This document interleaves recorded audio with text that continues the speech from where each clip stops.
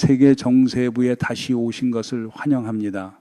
여러분, 쿠르드 무장 세력이 이란 이슬람 혁명 수비대 IRGC 기지를 점령했다고 선언했습니다. 이란은 이제 무장 저항의 단계로 넘어가고 있습니다. 여러분, 이란에서 극도로 심각한 분기점이 방금 나타났습니다. 한 쿠르드 무장 세력이 이란 서부 케르만시아에 위치한 이란 이슬람 혁명 수비대 IRGC의 한 총사령부급 거점을 장악하고 파괴했다고 주장했습니다. 테헤란 당국이 아직 확인하지는 않았지만 만약 이 정보가 사실이라면 전례 없는 수준의 격화입니다. 이슬람 혁명 이후인 1979년 이래 처음으로 IRGC 기지가 반정부 세력에게 무력으로 점령된 셈입니다. 이는 국면 전환을 분명히 보여줍니다. 이란은 더 이상 거리 시위만 상대하는 것이 아니라 조직화된 무장 저항이 실지 통제 능력까지 갖춘 단계로 진입했습니다. IRGC는 일반적인 군대가 아닙니다. 이 조직은 내부와 외부의 모든 위협으로부터 신정체제를 지키도록 설계된 이념 성격이 강한 정예 전력입니다. 그들은 체제의 핵심 억압 도구이자 권력 시스템의 폭력팔입니다. 따라서 IRGC 기지가 점령되었다는 사실이 확인된다면 그것은 단순한 군사적 패배가 아니라 체제의 상징적 권위와 통제 능력에 대한 직접 타격입니다. 그리고 늘 그렇듯 무너진 불패 신화의 빈자리는 대개 선전 문구가 구급차보다 먼저 달려와 메우려 들곤 합니다. 쿠르디스탄 국가군 SMK의 주장에 따르면 점령 세력은 수만 명의 이란 병력과 수천 명의 민병 무장대를 동원해 봉기를 진압하고 쿠르드인의 목소리를 질식시키려 했지만 저항 세력은 여전히 버텨냈다고 합니다. SMK는 여러 도시와 다양한 지점에서 상대의 기지와 진지를 향해 연속적인 공격을 수행해 왔다고 강조했습니다. 이번 공격은 전사한 동료들에 대한 복수 행동으로 선포됐습니다. 공개된 내용에 따르면 단 라호 부대가 협동 타격을 조직했습니다. 세 개의 전투조가 서로 다른 두 방향에서 사격을 개시했고 또 다른 전투조는 IRGC 기지로 직접 침투해 상대가 대응할 틈을 주지 않았다고 합니다. 결과적으로 일부 IRGC 병력이 사살되고 나머지는 퇴각을 강요받았습니다. 점령된 지점은 케르만샤의 지휘부 총사령부로 특정됐습니다. 쿠르드인은 약 1,000만 명 규모의 민족 공동체로 주로 이란 서부 여러 주에 거주하며 페르시아인과는 다른 언어와 문화, 정체성을 지니고 있습니다. 과거 테헤란은 쿠르드 봉기를 잔혹한 폭력으로 진압해 왔습니다. 그러나 이번에는 환경이 완전히 달라졌습니다. 무장 세력이 국가의 군사시설을 점령하기 시작하면 불안정과 내전 사이의 경계는 극도로 얇아집니다. 이 단계는 세계 여러 체제 변화에서 되돌릴 수 없는 지점으로 작동해 왔습니다.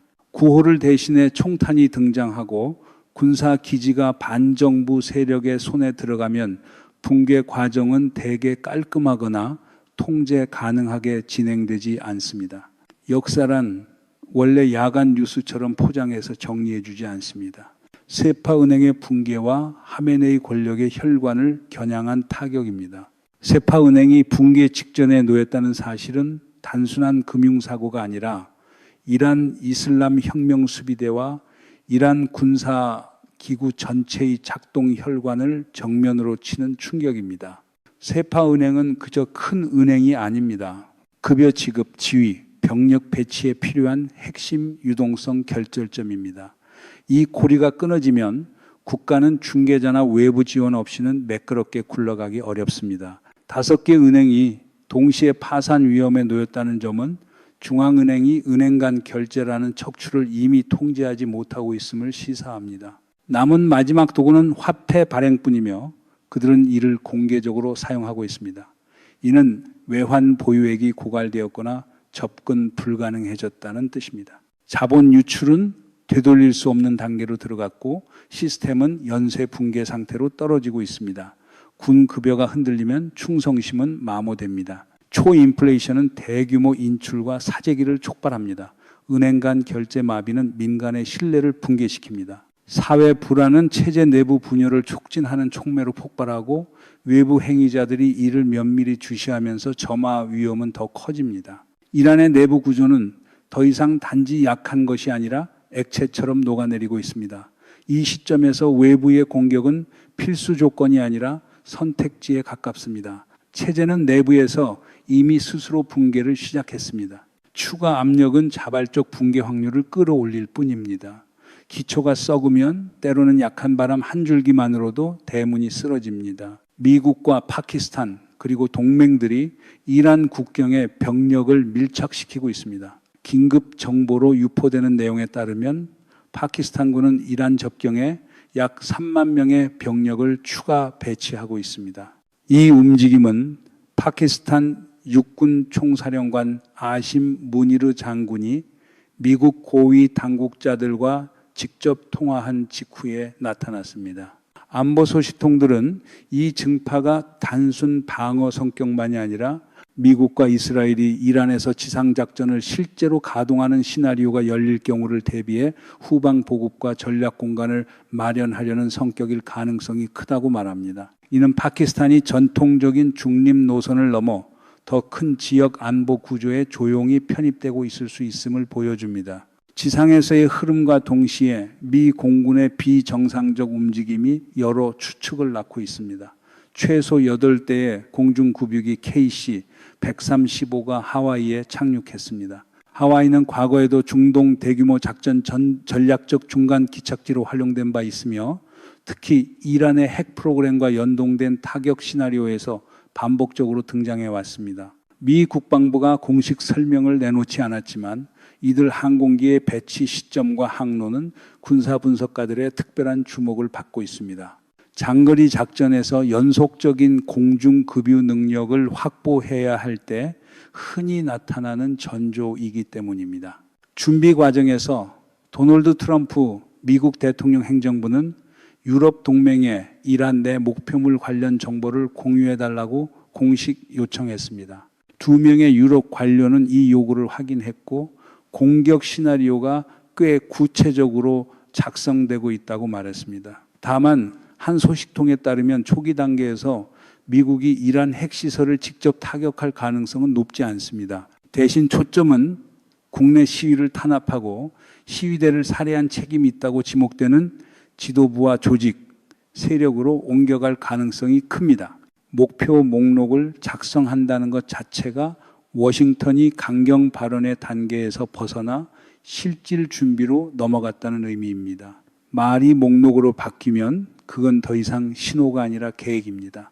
이 격화의 그림을 더 굳히는 정황으로 미국의 전략 정찰 무인기 MQ-40 트리톤이 이란 해상에서 활동하는 모습이 포착됐습니다. 이 무인기는 목표 데이터를 수집하고 지도화하는 임무를 수행합니다. 장거리 감시를 위해 특화된 UAV로 대규모 군사작전 전에 높은 정밀도의 정보와 전장 인식을 확보하기 위해 자주 전개됩니다. 푸틴이 장군을 경질한 시점은 러시아군 내부의 불만이 고조되는 순간과 맞물립니다. 여러분, 러시아군 내부에서는 우크라이나 전선의 이른바 진전이라는 주장에 대해 뚜렷한 실망이 확산되고 있습니다. 전장의 현실은 비싼 비용을 치르고도 효과가 낮은 공격이 병사들의 사기를 갉아먹고 지휘의 실수를 적나라하게 드러내고 있음을 보여줍니다. 이 압박은 러시아 지휘부로 하여금 불만을 달래고 군 내부 여론을 진정시키기 위해 강경한 인사 조치를 내리도록 몰아붙이고 있습니다. 대표 사례로 러시아 중장 수흐라브 아흐메도프가 도브로필리아 방면에서의 기계화 공격 실패 이후 해임되었습니다. 이 돌격은 그의 지휘 하에 있던 해군 보병 전력에 큰 피해를 안겼고 특히 크리스마스 직전 시기에 피해가 집중됐습니다. 보고들에 따르면 이 일련의 작전은 재앙으로 평가되며 손실이 수용 가능한 수준을 훨씬 넘어섰습니다. 주목할 점은 그가 과도한 사상자 문제로 해임된 것이 이번이 처음이 아니라는 점입니다. 두 번째 해임은 러시아 지휘부의 인내 한계가 이미 임계점에 도달했음을 시사하며 전쟁이 길어지는 동안 치른 대가에 비해 성과가 나오지 않는 전술적 교착과 내부 압박이 커지고 있음을 반영합니다. 그리고 러시아가 즐겨 쓰는 표현인 특별 군사 작전이라는 말장난이 길어질수록 특별해지는 것은 전과가 아니라 희생자 명단과 책임 전가의 목록입니다. 우크라이나를 상대로 한 이 부당한 침략 전쟁은 전장을 늘릴수록 도덕적 파산이 더 빨리 진행되는 전형적인 사례가 되어가고 있습니다. 북대 서양조약기구 나토 사무총장이 러시아의 미사일 공격에 대한 대응 조치를 공개적으로 언급했습니다. 러시아가 민간인과 우크라이나의 민간 기반 시설을 향해 점점 더 거칠게 공격하는 가운데 오레시니크 미사일 사용까지 포함되자 NATO 사무총장 마르크 케터는 키이우 방공 강화가 더 이상 지체될 수 없다고 밝혔습니다. 그는 이러한 공격이 통상적 군사 한계를 훨씬 넘어섰으며 나토가 우크라이나 시민을 보호하기 위해 더 단호하게 움직여야 한다고 강조했습니다. 유럽 의회 연설에서 파터는 오레시니크를 포함한 러시아 미사일이 죽음과 파괴의 무기라고 말했습니다. 그는 리비우 지역 공격에 해당 미사일이 사용된 사실을 거론하며 잔혹성이 더 커지고 있다고 분노를 드러냈습니다. 단 하룻밤 사이 우크라이나는 수백 대의 드론과 수십 발의 미사일을 또다시 맞았고 목표는 주로 민간 기반 시설과 무고한 시민이었습니다. 그는 이러한 타격이 전선의 교전과 무관하며 공동체의 공포와 죽음을 뿌리기 위한 것일 뿐이라고 지적했습니다. 전선에서 이기지 못하면 공포로 이기려 드는 것, 그것이야말로 침략 전쟁의 오래된 추태입니다. 러시아가 계속해서 민간을 겨냥한다면 그들이 얻는 것은 전략적 승리가 아니라 역사적 오명입니다. 푸틴의 2025년 대통령령 절반 가까이가 비공개로 묶였고 국민은 무슨 일이 벌어지는지 알지 못합니다. 한 새로운 분석은 크렘린의 운영이 극도로 비밀화되어 있음을 보여줍니다. 구르스트카 조사 내용을 모스크바 타임스가 인용한 바에 따르면 러시아 대통령 블라디미르 푸틴이 2025년에 서명한 대통령령 중 거의 절반이 대중에게 공개되지 않았습니다. 구체적으로 2025년에 발행된 1000여 건의 행정명령 가운데 최소 449건이 정부 공식 법률 포털에서 기밀로 분류되어 비율로는 44.5%에 해당합니다. 이 수치는 2024년 대비 3.4%포인트 증가했습니다. 다만 전면 침공 초기 2해 동안 기밀 비율이 최고치를 찍었던 시기보다는 약간 낮습니다. 공개된 내용은 빙산의 일각입니다. 공개된 561건 중에서도 52건은 특정 군부대의 명예 칭호를 수여하는 내용에 치우쳐 있습니다. 이는 더 민감하고 중요한 결정들이 기밀 문서군에 숨어 있음을 뜻합니다. 타르스트카에 따르면 기밀 대통령령은 특히 민감한 행정 결정을 위해 사용됩니다. 전투 중인 병사에게 훈장을 수여하거나 전사 후 추사하는 문제, 전과가 있는 수감자를 군에 모집한 뒤 사면하는 명령 등이 포함됩니다. 이는 러시아 사회가 전쟁 손실과 비용에 점점 더 민감해지는 상황에서 크렘린이 널리 공개하고 싶어하지 않는 사안들입니다. 상장을 공개하는 건 쉽지만 침략 전쟁의 청구서를 공개하는 건 늘 서랍 속에 숨기고 싶어하죠. 특히 부당한 전쟁일수록 더 그렇습니다.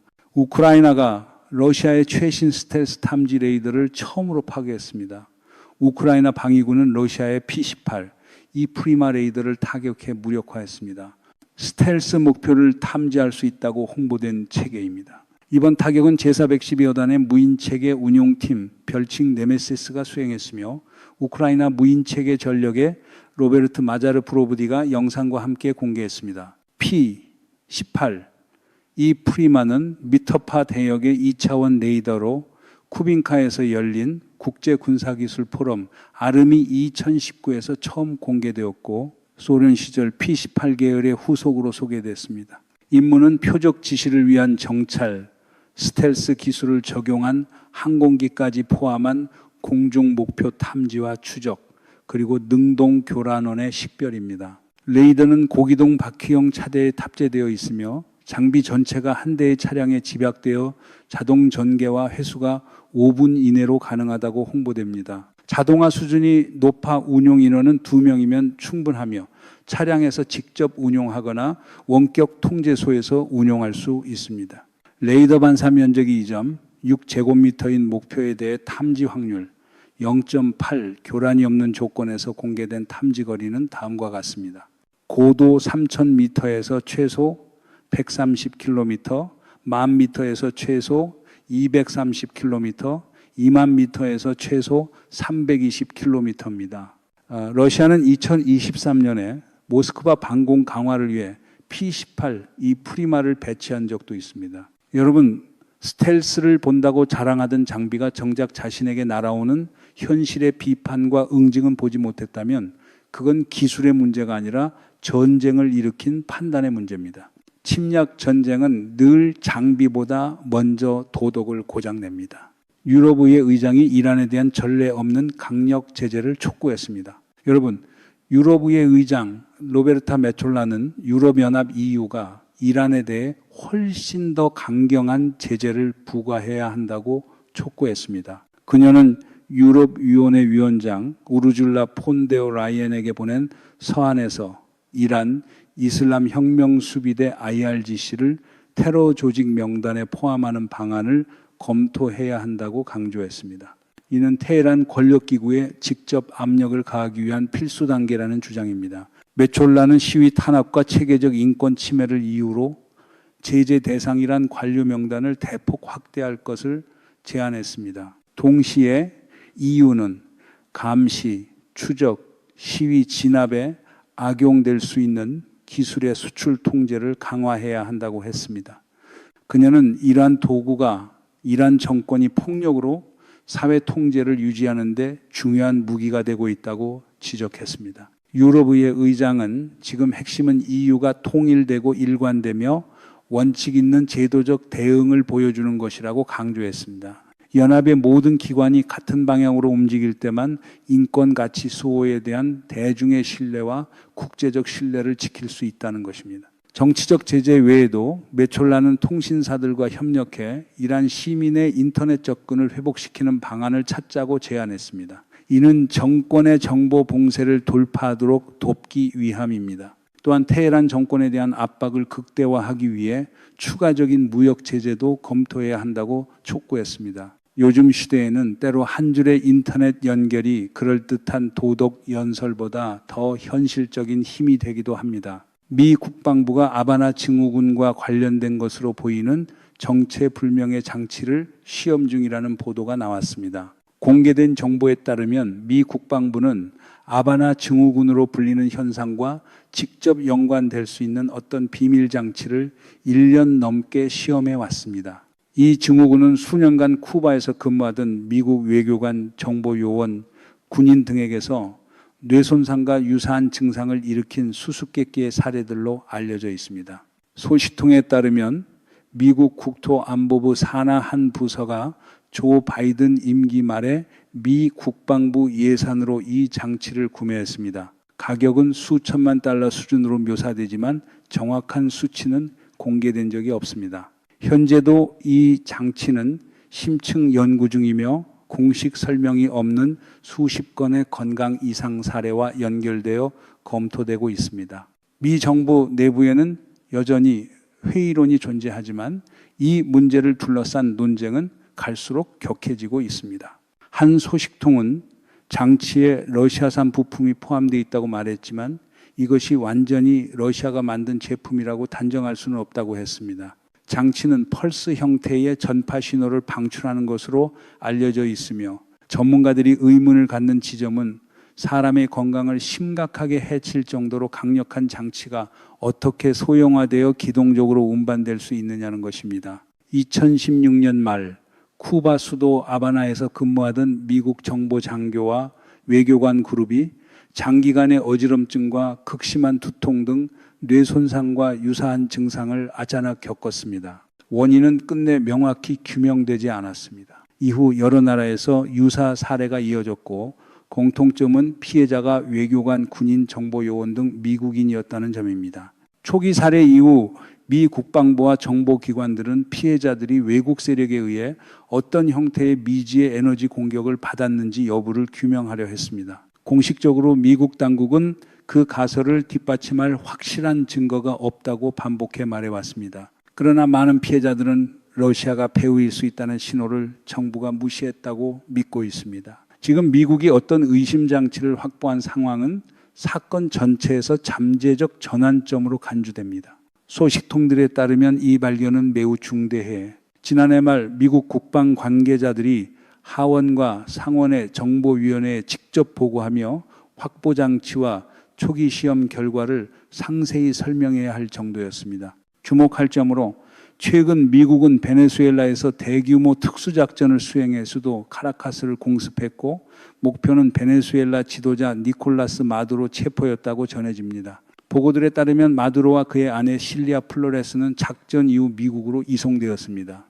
이 과정에서 마두로 경호대와 현장에 있었던 것으로 알려진 쿠바 정보, 장교 및 병력 등을 포함해 약 100명이 사망했습니다. 일부 보도는 미국이 정체불명의 무기를 사용해 거의 피해 없이 목표를 제압했다고 전했습니다. 마두로의 경호원과 외국인 용병들은 완전히 무력화되었고 미라 플로레스 궁을 급습한 미 특수부대 앞에서 다수가 피를 토하며 쓰러져 저항할 수 없었다고 합니다. 사람의 건강을 심각하게 훼손할 수 있는 의심장치를 미국이 확보했다는 사실과 베네수엘라에서의 정체불명 무기 사용이 겹치면서 더 큰 의문이 제기되고 있습니다. 하나의 미스터리가 또 다른 미스터리를 열어젖히는 모양새입니다. 현실이 때로는 드라마처럼 반전을 쌓아 올리지만 그 반전의 대가를 치르는 쪽은 대개 힘없는 시민입니다. 러시아와 중국은 이란을 보호하겠다고 말하면서도 그 한계를 매우 분명히 드러내고 있습니다. 이란은 사방에서 조여지고 있습니다. 시위는 확산되고 경제는 추락하며 내부와 외부의 압력이 동시에 테헤란 정권을 짓누르고 있습니다. 이런 상황에서 많은 사람들은 중국이 이란의 가장 큰 전략적 버팀목이 될 것이라고 생각해 왔습니다. 그러나 현실은 반대로 흘러가고 있습니다. 베이징은 이란이 즉각 붕괴하지 않도록 하는 최소한의 경제적 생명줄만 유지할 뿐 추가 현금도 대담한 지원도 극적인 조치도 없습니다. 중국은 이란을 구하기 위해 큰 대가를 치를 준비가 되어 있지 않습니다. 이 신중함은 도널드 트럼프 대통령이 이란과 거래를 계속하는 어떤 국가에든 이 15% 관세를 부과하겠다고 하면서 더 노골적으로 드러납니다. 이 관세는 테헤란만 겨냥한 것이 아니라 워싱턴과 베이징 사이에 취약한 무역 휴전 합의를 흔들 수 있는 카드이며 시진핑을 철저히 실리 계산의 자리로 몰아넣습니다. 한때 세계를 긴장시켰던 파트너십은 위기가 와기로 터지자 경계선이 선명해졌습니다. 우정이란 말이 종종 영수증 앞에서 얼마나 얇아지는지 국제정치가 늘 보여주는 냉혹한 장면입니다. 다른 전선에서 러시아는 미국이 이란을 공격하면 참혹한 결과를 초래할 것이라고 강하게 경고했습니다. 모스크바는 외부의 개입이 이란 내부 정치를 파괴한다고 비난하며 지난해 6월 핵시설을 겨냥한 공습과 유사한 시나리오가 다시 벌어지면은 중동 전체를 흔들고 국제 안보를 위협할 수 있다고 강조했습니다. 러시아의 강경 입장이 원칙만으로 설명되는 것은 아닙니다. 러시아는 정밀 자폭형 UAV의 핵심 공급원 가운데 하나인 이란을 잃을 위험을 마주하고 있습니다. 이란은 러시아의 전쟁 기계에서 중요한 연결고리입니다. 다시 말해 러시아는 이란이 추가 공격을 받지 않도록 막아야 할 직접적이고 깊은 이해관계를 갖고 있습니다. 그러나 중국과 마찬가지로 이 강한 경고들은 러시아가 테헤란을 위해 전면 대결에 뛰어들 준비가 되어 있다기보다 자기 이익을 지키려는 의지가 더 크다는 것을 보여줍니다. 반미를 외치던 축이 서서히 균열을 보이는 이유도 결국은 그 뒤에 각자의 계산서가 있기 때문입니다. 테헤란이 무너지면 러시아와 중국이 뱀의 손을 내밀까요? 아니면 그저 지켜보다가 관망과 우려라는 문장으로 의무를 대신할까요? 그리고 그 장면은 러시아가 우크라이나에 저지른 부당한 침략 전쟁이 남긴 것과 크게 다르지 않습니다. 거창한 구호 뒤에는 언제나 냉정한 계산이 있고 그 계산의 비용은 늘 남의 땅과 남의 사람들에게 전가됩니다. 여기까지 오늘의 프로그램을 마치겠습니다. 여러분의 의견과 제보를 기다립니다. 안녕히 계십시오. 다음에 다시 뵙겠습니다.